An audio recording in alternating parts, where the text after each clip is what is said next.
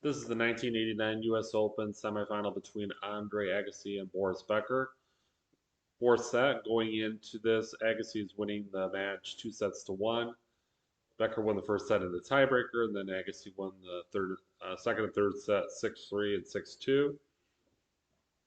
It was interesting to see whether anything would change. And no, there's really not a whole lot to add to what I've already talked about in the second and the third set.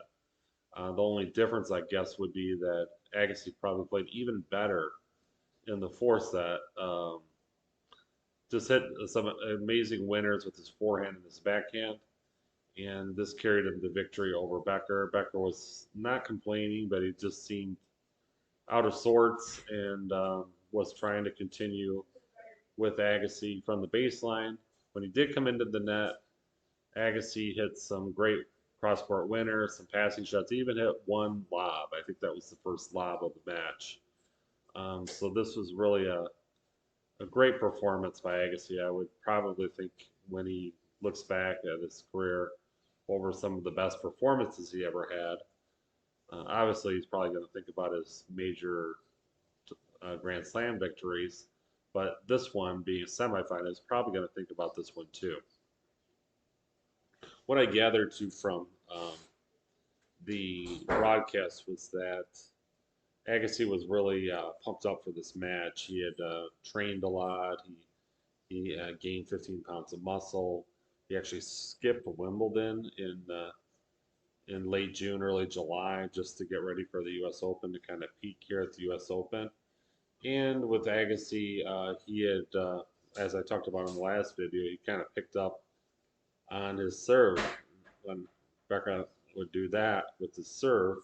Agassi kind of knew where he was coming. You could see it even on some of the returns. He would step inside of the baseline.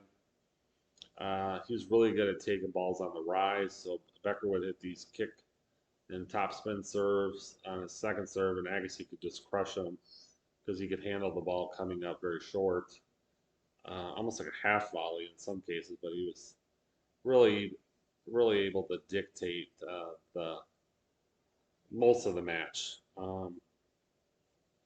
There were some games though where Becker, I was just thinking about this earlier, that he would just push Agassi around. I mean, Becker could hit some serves and some forehands and backhands that I don't think anybody could handle. And of course, this wasn't the case. But if Becker was able to play at that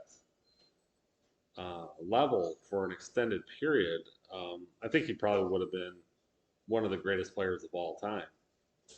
Um, he still was probably a top 20 player of all time with the 6 majors he had and all the success. But I guess we would just call it inconsistency.